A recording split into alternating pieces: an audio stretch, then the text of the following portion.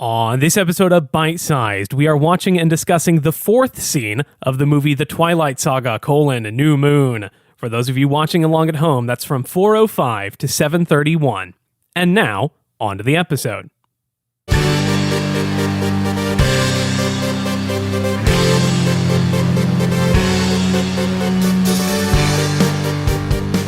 Talk about cars. Oh, yeah?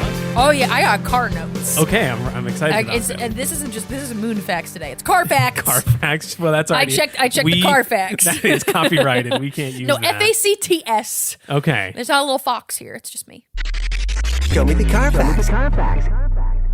Hello, everyone, and welcome back to yet another episode of Bite Sized. If this is your first episode, here's what's going on. My name's Ben. And I'm Sarah. And we are watching the movie The Twilight Saga, New Moon, one scene at a time. We watch about 30 seconds to 3 minutes of the movie, and we talk about it with little to no other context, unless we Googled some car facts You'll find out. You may find out. Oh, Key Cat just did a big stretch. Big Stretchy. That's a good one. This episode brought to you by Big Stretchy. This episode is brought to you by Big Stretches. Big Stretches, do one today. This scene we watched today, we watched the fourth scene of It's a longer New one. Moon. The longest scene we've watched of the four so far. 25% of scenes, very long. Yeah, 3.5 minutes. It's a good long one. It's just Bella talking to different people. We start with her. She arrives to school. She talks to people. It's her birthday. She talks to other people. It's her birthday. And then they go inside the school, and that's the scene. And it's still her birthday. It's still her birthday the whole time. Let's get in to the nitty-gritty of the scene. We start with a little bit of foreshadowing. We get like a cool helicopter shot of Bella's truck driving down the road, and we hear on the radio some sort of news guy talking about another missing hiker, presumed dead. Mm-hmm. Another missing hiker brings the total to 3 presumed dead. Rangers are searching for the killer animal. Bella switches it to music. She does not care. Yeah, the exact quote is, another missing hiker brings the total to 3 presumed dead. Rangers are searching for the killer animal. Change station. Wow. That's crazy. Yeah.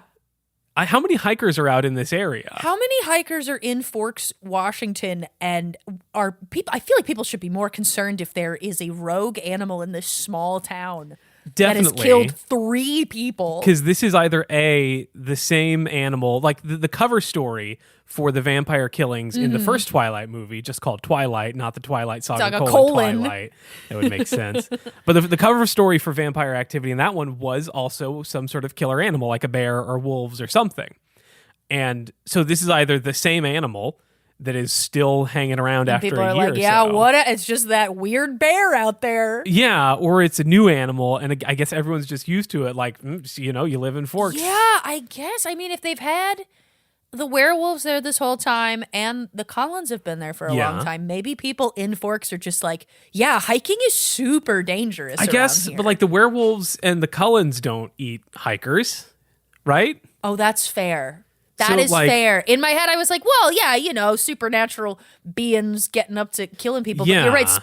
It is the entire thing of the Cullens. We've that got they the don't good ones. eat people. We got those good Right. ones. It was like Charlie had a couple scenes in the last one of like, what is this animal? Yeah. And apparently...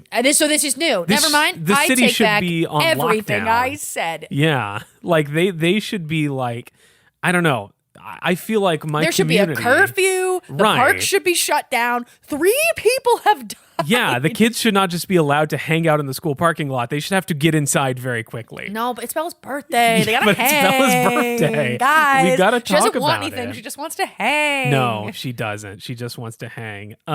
She drives into school and we see just sort of her little slate of human friends there, whose names I never remember, Eric and Angela and Mike and Jessica. Okay, and you said you didn't remember them. It was, listener, you could not see the panic behind my eyes as I said all of those names and tried to remember which one was Angela. I think you did good. Thank you. They're there, and they're just sort of hanging out as a way of saying, we're in this movie too. Hey guys, don't forget. Listen, we're not supernatural, but we're fun. We're quirky. Remember us from the last one? We're here still. We're graduating. We can still afford Anna Kendrick. Yay! Mike is looking tan. Yeah. I know that's something I noticed on this one is that Mike, he looks really tan, and I don't know if he's that's... back from summer break. He is back from summer break. He got some sun. He and his family, he went to Jacksonville. Right. He got some sun. There you go. That would make sense. He went to go see baseball. He went to go see the baseball in Jacksonville, where it is.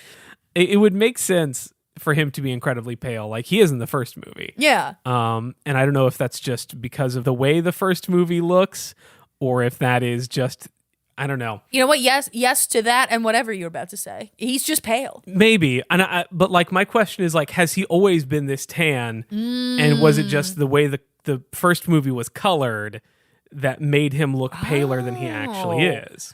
Maybe. Because I don't know if you know this. Oh, say it. A rare guess. Say it out loud. Say it. The first Twilight movie is very blue. Ding, ding, ding, ding. That's the Bluebell. You're not going to hear much of him in the future. No, because this one's yellow. Yeah, this one is quite yellow tinted. It's warm. It's very warm. I'm always pale. Yeah. Because I don't tan. I burn. I, too, am a Cullen and actively avoid the sun. Sure. But I don't sparkle. I burn. I burn real bad. I can tan. I'm very fortunate that I got my What's dad's. that like? It's great. I burn once, and then it turns to tan pretty quickly. And then it's just tan for the rest of sort of the summer. I fortunately got my dad's side of things and not my mom's side of things. No, see, I got double Irish on both sides. Yeah. The sun is a deadly laser to me. But they're just hanging out in the parking lot. Anna Kendrick says, Today's the big day, Bella. R&J essay, due? Oh, yeah. which I have questions about. Let's hear them. So, okay, here's my thing is that they're like, yeah, the big essay is due. And you know, it's September. Bella's birthday canonically is September 13th. Okay. In my head, I was like, there's no fucking way they've written a whole essay in the time that it takes for school to start. So then I went, hey, when does school start? Great question. I fell down a rabbit hole of when different school districts start in Washington State. I think this is something we talked about a lot last time too. So this is good that we're getting follow-up on it. In this school district that the real Forks High School is in, it seems like, I couldn't find a ton of historical data, but it seems like they start on the first Wednesday in September. Okay. So in 2006, when New Moon takes place, that would have been September 6th. Okay. So this means literally 1 week. They had 1 week for the big essay? Right. Forks High is going, they're fast tracking this education. But then I was like, well, shit, maybe it's just summer reading. Right. But why would you? I just feel like Shakespeare is not a thing you would make kids read over the summer. I hear you. You hear me? And I'll counter with this. Okay, counter me. If I'm not mistook, we talked a lot last episode about the fact that Bella is currently reading Romeo and Juliet in New Moon, but was also reading it in Twilight, canonically, one semester earlier. Yes. So this essay could possibly be some sort of weird school project that has carried over from the last semester in a way that doesn't make sense, right? Like normally if there's something that's going to go across, like it would make sense to go from the fall semester to the spring semester within the same school year, but maybe this essay is the sort of end of a project that started in junior year. God, people who are listening to these episodes back to back to back are like, you dumb motherfuckers. We just said they are reading it in Twilight. So anyway, Forks High School, the real one starts on the first Wednesday in September. Okay. And also their real school colors are blue and gold. And that Letterman's jacket matches that. And I thought that was a fun touch. Well, all right, there you go. Do you think that's an actual Forks Letterman jacket? Probably not. No, why not? It would be so easy to get one. But because they didn't actually film at Forks High. No. This movie they filmed, somewhere in Portland. Not, if it's like Twilight. Not this one. Oh. No, hang on. I'm moving from the big screen to the small screen. God, your notes are so much more thorough than mine. Notes. What can I say? I got ADHD in a dream.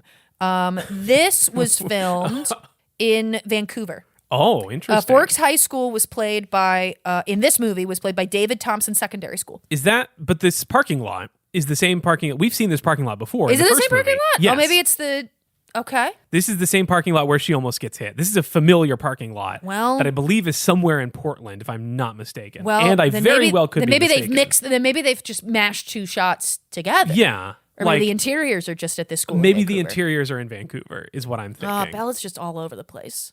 Wherefore art thou, Bella? Let me take a picture of you guys. My mom wants me to put together like a scrapbook full of memories. Oh, cool. Yeah. I take them. I'm not in them. No. Come here. You'll Photoshop this if my nose looks big, right? Don't worry. I'm in the picture. No one will be looking at you guys. It's good. Everyone sort of has a little character moment crammed into the sort of 40 seconds of screen time. Wherefore art thou, Bella? The second worst thing that we see in this scene. Hey everybody, Editor Ben here. I just got to get something off my chest. This is one of my biggest pet peeves. Wherefore art thou, Romeo? Everybody says it wrong. Wherefore does not mean where. It means why. It's an old word. There's old words in Shakespeare stuff because it was 400 years ago. She is asking, why are you Romeo? In the context of the speech, she is bemoaning the fact that her love is bestowed with a label that is forbidden to her. She is crying out to the fates to ask why, oh why, is my soulmate carrying of a name that my family has such bigotry towards that I am not allowed to bond with him. That's what the speech is about. You know what? I blame the Wizard of Oz, because in the Wizard of Oz, there's that if I only had a heart song, and one of the birds goes, wherefore art thou, Romeo? And it's an intonation that very much sounds like she's asking where, but she's not.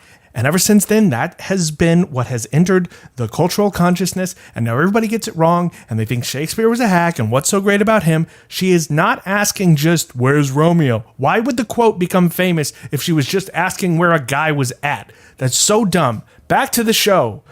I hated that in a way that I talked about this with a previous guest at least once in Twilight before you were permanently here. Yeah.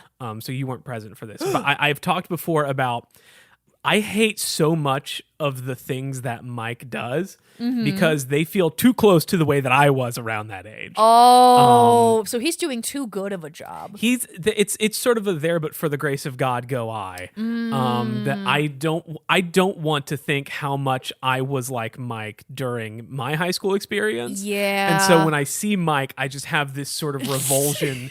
This sort of like your soul leaves your body. Much in the same way that you know how cats.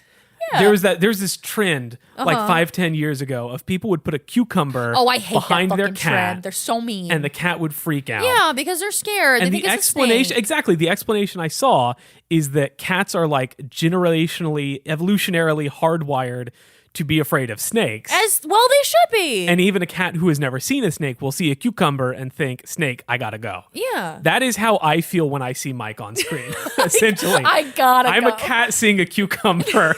I don't like it, and I can't quite explain why, but something deep and Darwinian within me is like, I hate that. I want to kill it. I need fan art now of just you watching that scene as a cat, and then Mike appears as a cucumber and you just That's my whole deal about Mike. Damn. Yeah, I think it's Eric who talks about no one will be looking at any of you, they'll be looking at me. Yeah. Jessica says her thing about make my nose look good. Kendrick's nose is fine. Angela's like, I don't want to be in the picture, which was also relatable. I was one of those high schoolers and junior hires that hated being in pictures. I feel like I wanted to be in pictures. I was like, no, people, please tell me I'm pretty. Put me in picture and then tell me I'm pretty. Oh no! If a camera came out, I was gone. Yeah. But anyway, they all have their little conversations and they all sort of say their one line that's like, remember who I am and what my character is? I do things here. This is my personality. Yay, I'm in SAG-AFTRA. See you later, because Edward drives up. Oh, good. Cullen's here. Yay. I'll talk to you later. And they might as well say, there's a main character. We gotta go now. We gotta go. He needs the screen. We gotta leave. See you in about 30 minutes. Okay, this goddamn scene with Edward. Yeah. Are we gonna talk about do we have the same least favorite part of this scene? I wonder. You tell me your least favorite part and I'll see if it's the same. Yeah, right. Because Edward drives up. Yeah. And this man parks horizontally. He across, I'm going to say 3 parking spots. 3 parking spots. There are cars. Literally in my notes, I wrote, and I'll yell what I wrote all caps. Yeah. Also, Edward is taking up like 3 parking spots. Yeah.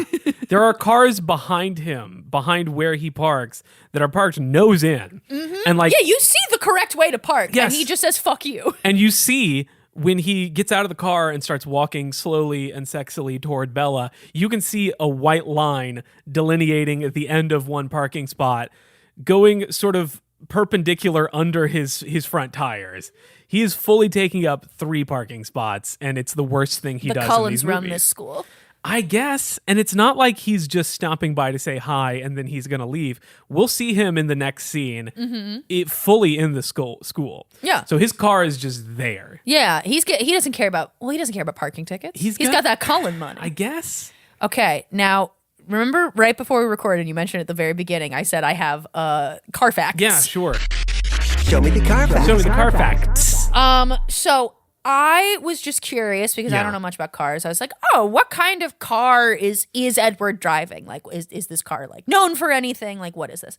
I stumbled across a very wonderful article by someone named Kristen Lee from thedrive.com, written in 2001, titled "The Biggest Crime the Twilight Movies Committed Had to Do with a Volvo." And I fell down a rabbit hole with this article. Is it this illegal parking? No, it's not the illegal parking. Okay. It's about Edward's car changes from one Volvo to a different Volvo between Twilight and New Moon. Yes. Which I didn't know. I noticed that right away. Yes. So the car changes. So apparently in the books, in Twilight, Edward is described as driving a shiny and silver Volvo. But, but it's never specifically said what type of Volvo it is. Right. But apparently everybody, including the first movie, decided that he was driving a Volvo C30. Sure. Now, this is a direct quote from the article, this person who knows more about cars than me. A silver sedan for the listener. They said the C30 was a cool and spunky little car, a weirdo hatchback that completely departed from anything and everything Volvo was making at the time. It was a bold move of like, okay, yeah, the writer says like, okay, so the Cullens drive like a kind of weird funky car because they're just a little out there. But then in New Moon, the C30 is gone, and now in this scene, Edward is driving a Volvo XC60, which is a crossover SUV. And it's like black. Yes, and it's more of a mom car. And you're like, why is a teen boy who's 109 driving like a sedan, a minivan, right? Essentially. So apparently, after Twilight came out, per a press release from Volvo, it led to an increase in the sale of the Volvo C30 after the first movie. So they. What this article writer believes is that because they saw that Twilight was super popular with moms and their kids, they decided to make Edward drive a car that was more family friendly.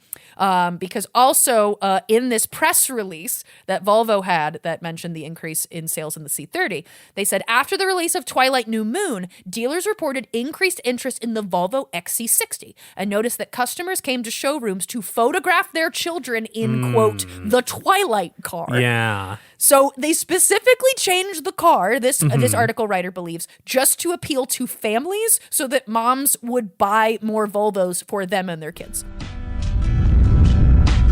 There's an understated beauty.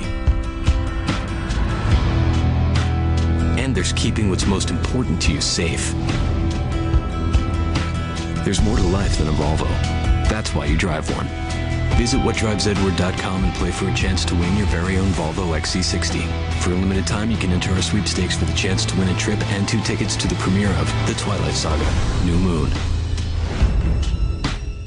That makes a lot of sense. That was sort of my first reaction when I saw Edward drive up, was he does have a striking, still a Volvo, but a strikingly different Volvo. And I sort of assumed that, like, much like in the first 3 or 4 MCU movies where Iron Man is a major character, he drives, in each of those movies, he has just the newest Audi. Yeah. Like Audi A4, I think it is. I don't know enough about cars. I only now know about Volvo C30s pretty and sure, Volvo XC60s. Pretty sure it's just like whatever that year's top of the line Audi A4 was. Yeah. And it you know, it wasn't like this is his car, this is his classic car that he drives, Iron Man's famous Audi A4. Yeah. It was just like, Audi paid Marvel a bunch of money. Exactly. It was just product It's a rich placement. guy car, and every movie he had the newest one to promote the newest one. And so when I saw Edward in this new Volvo, I was like, cool, that's just the new Volvo that Volvo wants to promote in this 2009 or whatever year this movie came out. Yes. 2009. 2010? One of the two. 2009. 2009. It was just like this is the 2009 Volvo wants to promote this car. It also does make sense that they're like, well, the target demo for Twilight is teen girls who are not going to be buying their own Volvo. Right. But who will buy them? Their parents. Is mom who took them to the theater in a worse car. Yeah, it's like, damn, well, I want the Twilight car. Right, My daughter will think I'm cool. It'd be a lot easier to fit all of her friends in that than in my Corolla or whatever I have. My 2002 Ford Taurus or whatever. So that's my car facts. That's why Edward's driving a new car is because they wanted to promote more to families. Yeah, makes absolute sense. Car facts. Yeah, thanks capitalism. Show me the car facts. He does walk up to Bella and he says happy birthday. This starts sort of a run that we'll talk about more in the next episode of people walking up to Bella and just starting with happy birthday. Yeah. And just we watch Bella have different but similar reactions of like, no. Basically. And I think Edwards is the reaction to Edwards is probably the weirdest. Happy birthday. Don't remind me. Oh, your birth is definitely something to celebrate. Yeah, my aging's not. You're aging. I think 18 is a little young to start worrying about that. It's 1 year older than you. No, it isn't. I'm 109. Girl, you're 18. What are you talking about? Edward is us. He's like, I think 18's a little young to be worrying about that early. Okay, but like, which one of them are we supposed to agree with? Because I think we're supposed to agree with Edward. But we like this sort of aging versus not aging debate is clearly just part of the vampire or not vampire debate. Yeah. So like, are we supposed to, and like we, the viewer, are probably going to want Bella to be a vampire. Yeah. So are we supposed to agree with her as well that aging sucks and if you're older than 18, you're useless? Or... I mean, I don't agree with her that aging I don't is either, useless. for what it's worth. I get her fear specifically in this instance of my vampire boyfriend is forever stuck at 17. Right. I think you just react on a societal level of like, you know, women are always made to feel like they're too old. Yeah. So it's like, girl, you can't be starting this. You're literally 18. Yeah. It's vaguely similar in the way to my wife is 2 years younger than me. And I feel like we all sort of hit like a quarter life crisis, 25, 27 sure, around there. Yeah. Like, what am I doing with my life? Yeah, 2021 for me, but continue. Yeah. Listen, you know, we have that moment, right? Sure. But one of the things that Megan got on at one point, I think just in her sort of quarter life crisis was like, oh my God, like I'm so old now. Yeah. Like, I just like time is passing me by and I'm so old. And I'm like, I am 2 years older than you. What are you talking about? Yeah. She's like, you know what I mean? I'm like, yes, I know what you mean, but just hearing you say it sounds silly because like there are people in the same room as you who are older than you. Yeah. So I assume that is similar to a way that Edward is feeling of like, girl, you're fine. Right. Like, slow down. Yeah. You're literally 1 day older than you were yesterday. Yeah, you're 18 now, but like you got a whole year to be 18. Right. Much in the same way that when I was like 25, 26, I was like, here's all the things I want to be doing by the time I turn 30. Yeah. And if I'm not doing them by 30, I'll never do them because it will be too late for me. And then I actually turned 30 and I was like, this is so much better than my 20s. I love being 30. Being 30, as a 32-year-old man. Being 30's rad as hell. Your 30s are great. I'm only 9 months into being 30, but I love it. It's so much better. Yeah. Your 20s are all about figuring out your life and what it means to be an adult. Yeah. And so you enter your 30s with all this like, oh, I know what I'm doing. Cool. And just all that panic and sort of the unknown of your 20s is just completely not there. And the tragedy is Edward and Bella are never going to get that. Yeah. Edward and Bella are forever frozen without a frontal lobe. That we're going to talk about more. It's more not in the cooked. next episode. They talk about they make a little fun age gap joking. They do. Bella has like, okay. a moment of clarity that is clearly a joke for her in movie, but it's like I hardcore agree that like I'm 109. Well, maybe I shouldn't be dating such an old man. It's gross. I should be thoroughly repulsed. Yes, girl, you're right. It is weird that he's 109 and you're 17. It is straight up weird. You should be repulsed by that. You should be repulsed. And then she seems almost vaguely repulsed to kiss him. I don't know if you caught this. She's like, haha, I should be repulsed. And then they smooch. Right. And then it's like such a cold, lifeless kiss. Well, it is literally cold and lifeless because one of them's a vampire. That is fair. That's got to be weird. That's fair. Maybe that's, oh God, are all their kisses like that? I mean, yeah. That passionless? And there's also like, for me, I think also a little bit of it is Bella is not the type of girl who wants to be doing this in public. No, like, she feels like she's very against PDA. She seems like she would be very anti PDA. Yeah. Ugh. She's just in the same way that she hates it when anyone mentions the fact that it's her birthday. Mm-hmm. She doesn't want to be a spectacle. Like, she wants to kiss Edward, obviously, but in the privacy of the marriage bedroom. Yeah, exactly. Yeah. Like a good Mormon Christian woman. God intended. Yeah. They're talking, and then they kiss, and then look who's here. It's Jacob. Jacob! He appears out of the forest. He does, just out of nowhere. Yeah. This is, weirdly, the second time he's done this recently, because the last time we saw him was at the end of Twilight, where he shows up at prom to talk to Bella and similarly just sort of apparates out of the woods. So this is a weird bookending that this movie, at least for Jacob, his contributions start the exact same way. Bella. Jacob. I'll leave you to talk.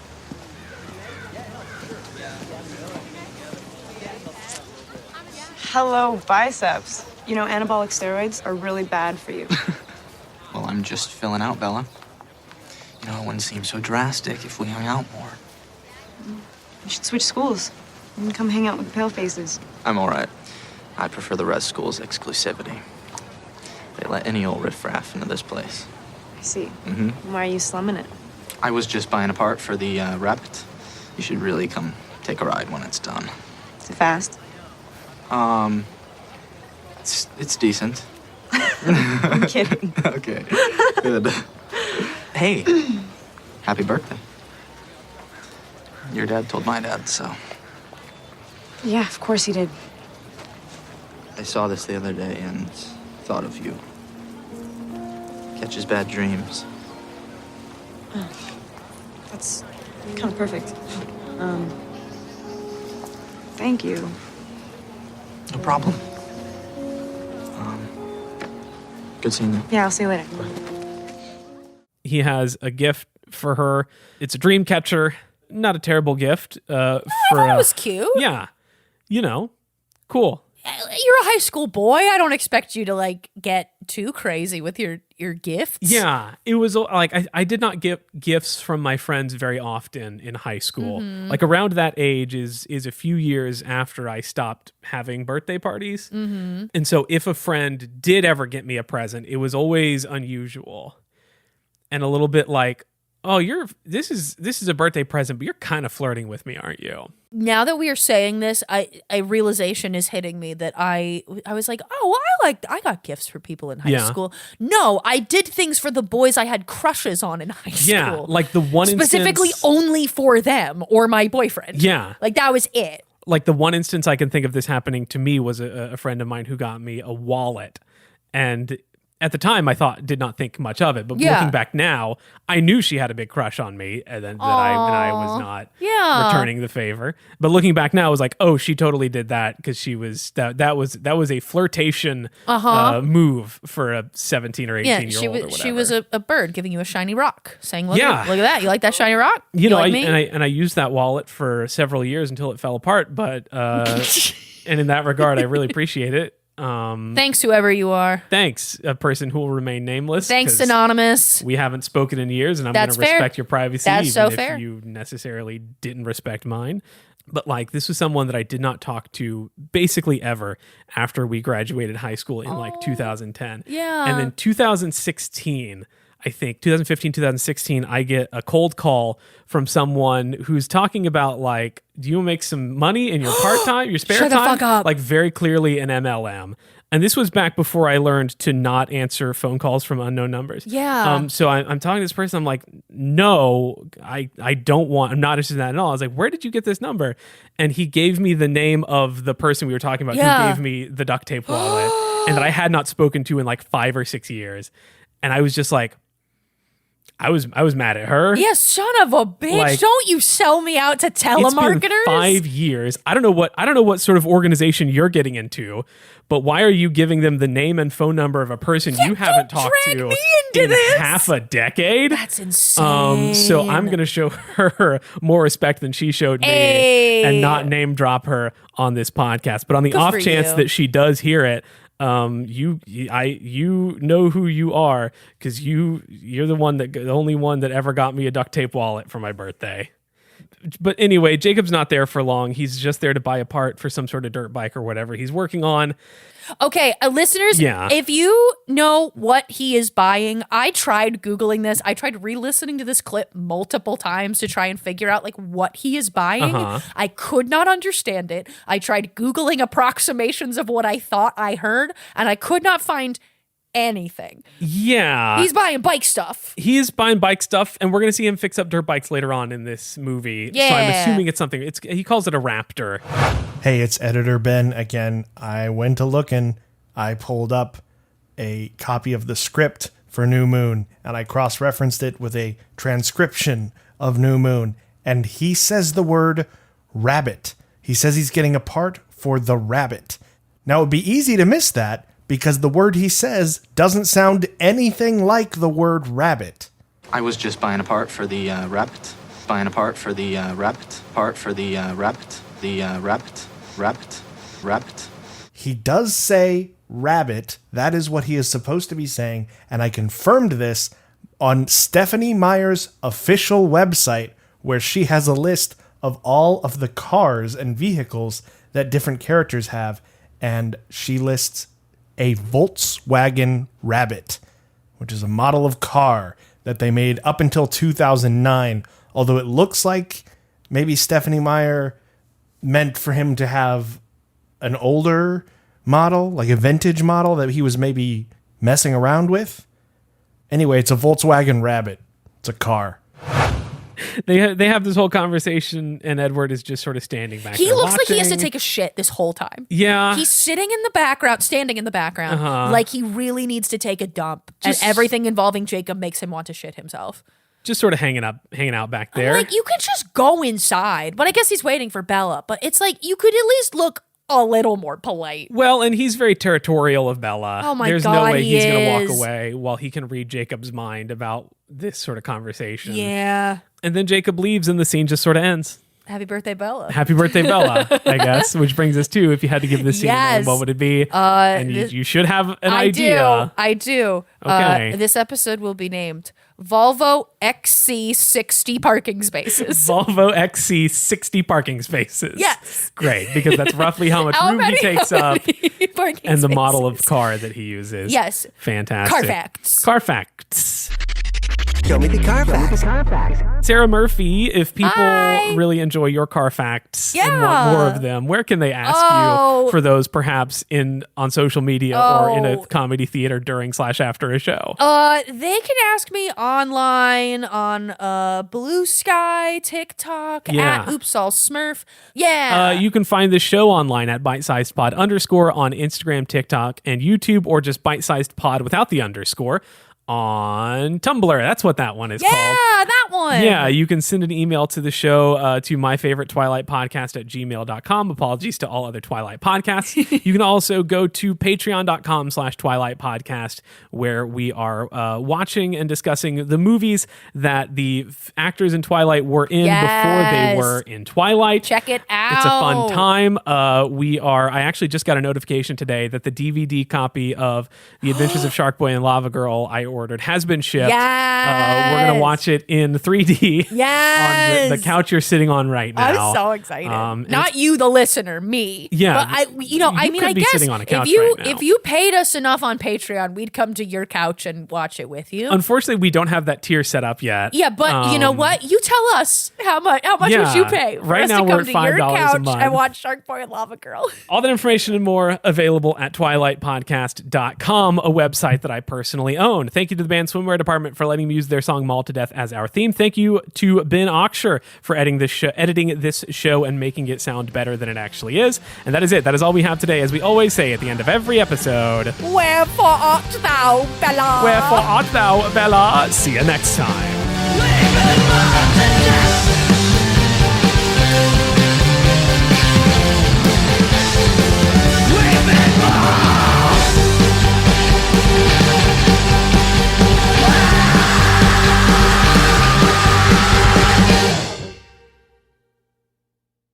Maybe I shouldn't be dating such an old man.